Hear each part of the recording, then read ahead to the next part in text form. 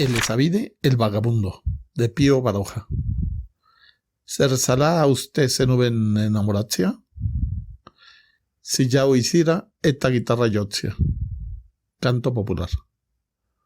Muchas veces, mientras trabajaba en aquel abandonado jardín, Elisabide el vagabundo se decía al ver pasar a Maintoni, que volvía de la iglesia, ¿qué pensará? ¿Vivirá satisfecha? La vida de Maintoni le parecía tan extraña, porque era natural que quien como él había andado siempre a la buena de Dios rodando por el mundo, encontrara la calma y el silencio de la aldea deliciosos. Pero ella, que no había salido nunca de aquel rincón, ¿no sentiría deseos de asistir a teatros, a fiestas, a diversiones, de vivir otra vida más espléndida, más intensa?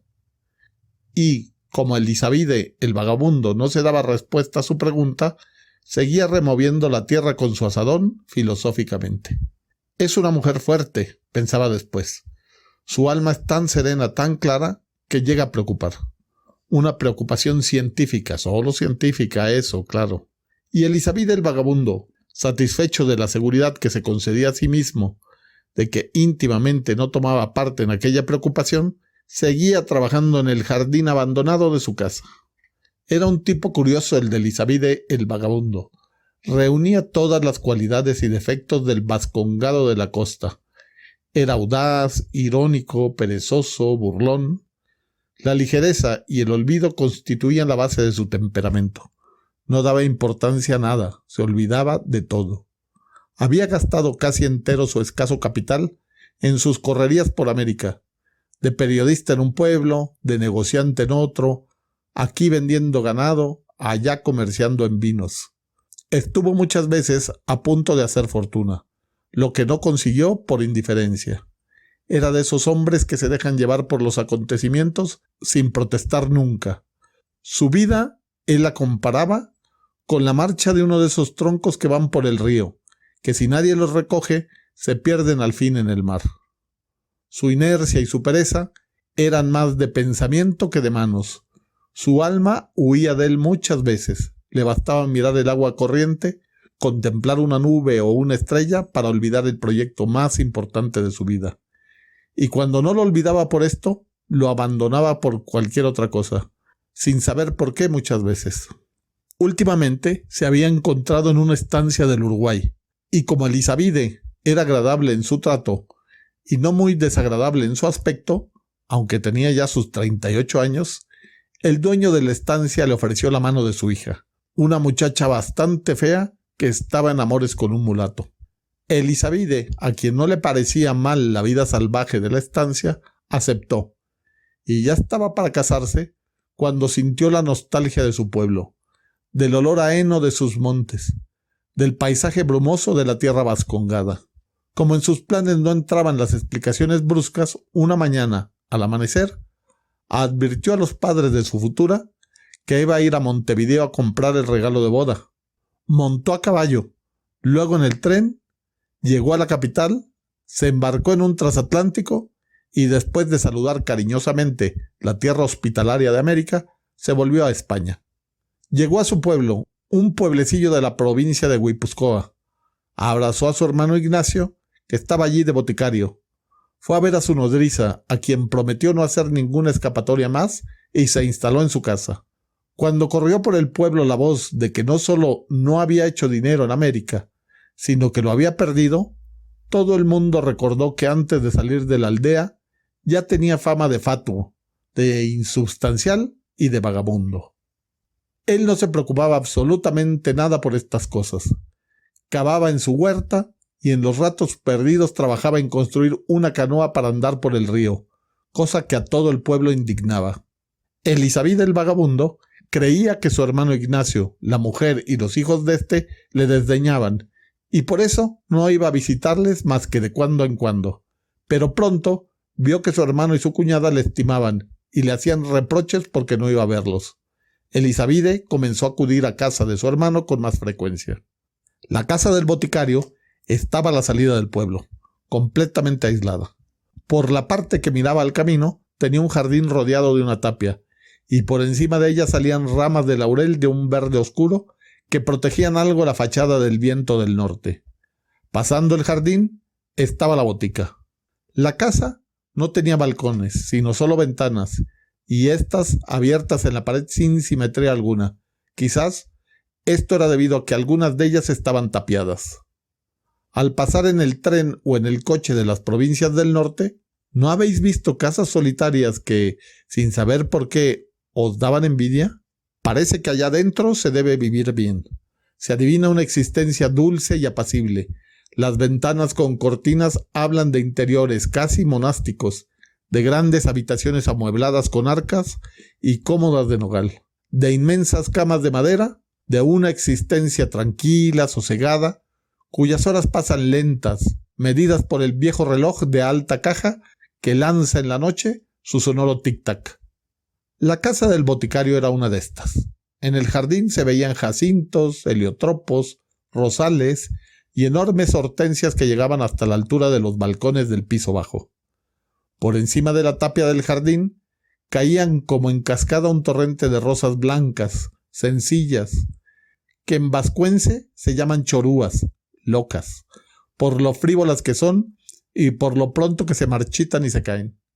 Cuando Elisabide el vagabundo fue a casa de su hermano, ya con más confianza, el boticario y su mujer, seguidos de todos los chicos, le enseñaron la casa, limpia, clara y bien oliente. Después fueron a ver la huerta, y aquí Elisabide el vagabundo vio por primera vez a Mentoni, que con la cabeza cubierta con un sombrero de paja, estaba recogiendo guisantes en la falda del delantal. Elisabide y ella se saludaron fríamente. «Vamos hacia el río», le dijo a su hermana la mujer del boticario. «Diles a las chicas que lleven el chocolate allí». Mentoni se fue hacia la casa, y los demás, por una especie de túnel largo formado por perales que tenían las ramas extendidas como las varillas de un abanico, bajaron a una plazoleta que estaba junto al río, entre árboles, en donde había una mesa rústica y un banco de piedra. El sol, al penetrar entre el follaje, iluminaba el fondo del río y se veían las piedras redondas del cauce y los peces que pasaban lentamente, brillando como si fueran de plata. La tarde era de una tranquilidad admirable, el cielo azul, puro y tranquilo. Antes del caer de la tarde, las dos muchachas de casa del boticario vinieron con bandejas en la mano trayendo chocolate y bizcochos. Los chicos se abalanzaron sobre los bizcochos como fieras. Elisabide el vagabundo habló de sus viajes, contó algunas aventuras y tuvo suspensos de sus labios a todos. Solo ella, Mentoni, pareció no entusiasmarse gran cosa con aquellas narraciones. «Mañana vendrás, tío Pablo, ¿verdad?», le decían los chicos. «Sí, vendré». Y Elisabide el vagabundo se marchó a su casa y pensó en Mentoni y soñó con ella. La veía en su imaginación tal cual era, chiquitilla, esbelta, con sus ojos negros brillantes, rodeada de sus sobrinos que la abrazaban y la besuqueaban.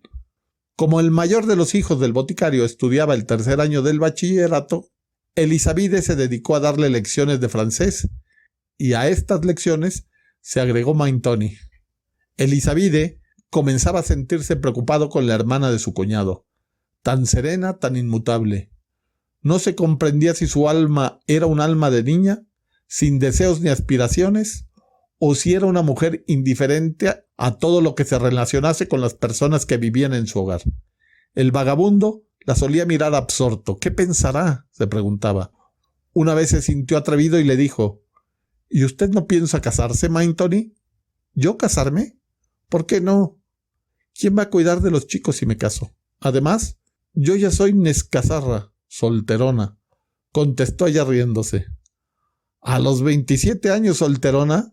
Entonces yo, que tengo 38, debo de estar en el último grado de la decrepitud».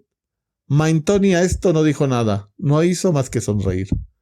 Aquella noche, Elisabide se asombró al ver lo que le preocupaba a Mentoni. «¿Qué clase de mujer es esta?», se decía. «De orgullosa no tiene nada, de romántica tampoco, y sin embargo...». En la orilla del río, cerca de un estrecho desfiladero, brotaba una fuente que tenía un estanque profundísimo. El agua parecía allí de cristal por lo inmóvil. Así era quizá el alma de Mentoni, se decía Elisabide, y sin embargo... Sin embargo, a pesar de sus definiciones, la preocupación no se desvanecía. Al revés, iba haciéndose mayor. Llegó el verano. En el jardín de la casa del boticario reuníase toda la familia, Mentoni y Elisabide el vagabundo. Nunca fue tan exacto como entonces. Nunca tan dichoso y tan desgraciado al mismo tiempo. Al anochecer, cuando el cielo se llenaba de estrellas y la luz pálida de Júpiter brillaba en el firmamento, las conversaciones se hacían más íntimas, más familiares, coreadas por el canto de los sapos. Mentoni se mostraba más expansiva, más locuaz. A las 9 de la noche, cuando se oía el sonar de los cascabeles de la diligencia que pasaba por el pueblo con un gran farol sobre la capota del pescante, se disolvía la reunión y Elisabide se marchaba a su casa haciendo proyectos para el día de mañana, que giraban siempre alrededor de Mentoni. A veces, desalentado, se preguntaba: ¿no es imbécil haber recorrido el mundo para venir a caer en un pueblecillo y enamorarse de una señorita de aldea? ¿Y quién se atrevía a decirle nada a aquella mujer, tan serena, tan impasible? Fue pasando el verano, llegó la época de las fiestas, y el boticario y su familia se dispusieron a celebrar la romería de Arnazábal como todos los años. ¿Tú también vendrás con nosotros?, le preguntó el boticario a su hermano. Yo no. ¿Por qué no? No tengo ganas. Bueno, pero te advierto que te vas a quedar solo, porque hasta las muchachas vendrán con nosotros. ¿Y usted también?, dijo Elisabide a Mentoni. Sí, ya lo creo. A mí me gustan mucho las romerías. No hagas caso, que no es por eso, replicó el boticario. Va a ver al médico de Arnazábal, que es un muchacho joven que el año pasado le hizo el amor. ¿Y por qué no?, exclamó Mentoni sonriendo. Elisabide el vagabundo palideció, enrojeció, pero no dijo nada. La víspera de la romería, el boticario le volvió a preguntar a su hermano: ¿con que vienes o no? Bueno, iré, murmuró el vagabundo. Al día siguiente se levantaron temprano y salieron del pueblo. Tomaron la carretera y después, siguiendo veredas, atravesando prados cubiertos de altas hierbas y de purpúreas digitales, se internaron en el monte. La mañana estaba húmeda, templada, el campo mojado por el rocío, el cielo azul muy pálido, con algunas nubecillas blancas que se deshilachaban en estrías tenues. A las 10 de la mañana llegaron a Arnazábal, un pueblo en un alto, con su iglesia, su juego de pelota en la plaza y 2 o 3 calles formadas por caseríos. Entraron en el caserío, propiedad de la mujer del boticario, y pasaron a la cocina. Allí comenzaron los agasajos y los grandes recibimientos de la vieja de la casa, que abandonó su labor de echar ramas al fuego y de mecer la cuna de un niño, se levantó del fogón bajo en donde estaba sentada y saludó a todos, besando a Mentoni, a su hermana y a los chicos. Era una vieja flaca, acartonada, con un pañuelo negro en la cabeza. Tenía la nariz larga y ganchuda, la boca sin dientes, la cara llena de arrugas y el pelo blanco. ¿Y vuestra merced es la que estaba en las Indias?, preguntó la vieja a Elisabide, encarándose con él. Sí, yo era el que estaba allá. Como habían dado las 10 y a esta hora empezaba la misa mayor, no quedaba en casa más que la vieja. Todos se dirigieron a la iglesia. Antes de comer, el boticario, ayudado de su cuñada y de los chicos, disparó desde una ventana del caserío una barbaridad de cohetes, y después bajaron todos al comedor. Había más de 20 personas en la mesa, entre ellas el médico del pueblo, que se sentó cerca de Mentoni y tuvo para ella y para su hermano un sinfín de galanterías y de oficiosidades. Elisabide el vagabundo sintió una tristeza tan grande en aquel momento que pensó en dejar la aldea y volverse a América. Durante la comida, Mentoni le miraba mucho a Elisabide. Es para burlarse de mí, pensaba este. Ha sospechado que la quiero y coquetea con el otro. El Golfo de México tendrá que ser otra vez conmigo. Al terminar la comida, eran más de las 4. Había comenzado el baile. El médico, sin separarse de Mentoni, seguía galanteándola y ella seguía mirando a Elisabide. Al anochecer, cuando la fiesta estaba en su esplendor, comenzó el aurrescu. Los muchachos, agarrados de la mano, iban dando vueltas a la plaza, precedidos de los tamborileros. 2 de los mozos se destacaron, se hablaron, parecieron vacilar y, descubriéndose con las boinas en la mano, invitaron a Mentoni para ser la primera, la reina del baile. Ella trató de disuadirles en vascuence. Miró a su cuñado, que sonreía, a su hermana, que también sonreía, y a Elisabide, que estaba fúnebre. «Anda, no seas tonta», le dijo su hermana. Y comenzó el baile con todas sus ceremonias y sus saludos, recuerdos de una edad primitiva y heroica. Concluido el laurescu, el boticario sacó a bailar el fandango a su mujer y el médico joven a Mentoni. Obscureció. Fueron encendiéndose hogueras en la plaza y la gente fue pensando en la vuelta. Después de tomar chocolate en el caserío, la familia del boticario y Elisabide emprendieron el camino hacia casa. A lo lejos, entre los montes, se oían los irrincis de los que volvían de la romería, gritos como relinchos salvajes. En las espesuras brillaban los gusanos de luz como estrellas azuladas, y los sapos lanzaban su nota de cristal en el silencio de la noche serena. De vez en cuando, al bajar alguna cuesta, al boticario se le ocurría que se agarraran todos de la mano y bajaban la cuesta cantando: «Aita San Antonio, orquillo lacua, ascoren villotesco santo devotua». A pesar de que Elisabide quería alejarse de Mentoni, con la cual estaba indignado, dio la coincidencia de que ella se encontraba junto a él. Al formar la cadena, ella le daba la mano, una mano pequeña, suave y tibia. De pronto, el boticario, que iba el primero, se le ocurría pararse y empujar para atrás, y entonces se daban encontronazos los unos contra los otros, y a veces Elisabide recibía en sus brazos a Mentoni. Ella reñía alegremente a su cuñado y miraba al vagabundo siempre fúnebre. «¿Y usted por qué está tan triste?», le preguntó Mentoni con voz maliciosa, y sus ojos negros brillaron en la noche. «Yo no sé. Esta maldad de hombre que sin querer le entristecen las alegrías de los demás». «Pero usted no es malo», dijo Mentoni, y le miró tan profundamente con sus ojos negros que Elisabide el vagabundo se quedó tan turbado que pensó que hasta las mismas estrellas notarían su turbación. «No, no soy malo», murmuró Elisabide, «pero soy un fato, un hombre inútil, como dice todo el pueblo». «¿Y eso le preocupa a usted, lo que dice la gente que no lo conoce?». «Sí, temo que sea la verdad, y para que un hombre que tendrá que marcharse otra vez a América, ese es un temor grave». «¿Marcharse? ¿Se va usted a marchar?», murmuró Mentoni con voz triste. «Sí, ¿pero por qué?». «Oh, a usted no se lo puedo decir». «¿Y si yo lo adivinara?». «Entonces lo sentiría mucho, porque se burlaría usted de mí, que soy viejo». «Oh, no, que soy pobre». «No importa». «Oh, Mentoni, de veras, ¿no me rechazaría usted?». «No, al revés». «Entonces, ¿me querrás como yo te quiero?», murmuró Elisabide el vagabundo en vascuence. «Siempre, siempre». Y Mentoni inclinó su cabeza sobre el pecho de Elisabide, y éste la besó en su cabellera castaña. «Mentoni, aquí», le dijo su hermana, y ella se alejó de él, pero se volvió a mirarle una vez y muchas. Y siguieron todos andando hacia el pueblo por los caminos solitarios. En derredor vibraba la noche llena de misterios. En el cielo palpitaban los astros. Elisabide el vagabundo, con el corazón anegado de sensaciones inefables, sofocado de felicidad, miraba con los ojos muy abiertos una estrella lejana, muy lejana, y le hablaba en voz baja.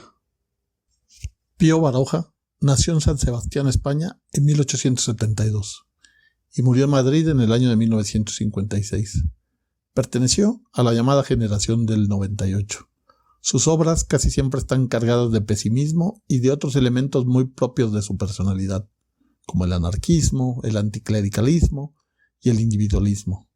Sus obras más conocidas son El árbol de la ciencia y Miserias de la guerra. En su cuento Elisabide el vagabundo de 1917, Baroja nos cuenta la historia de un trotamundos quien, eventualmente vencido por la añoranza, termina regresando a su pueblo natal, y poco a poco va enamorándose no solo de una mujer del lugar, sino de las tradiciones y la vida pacífica de la provincia vascongada.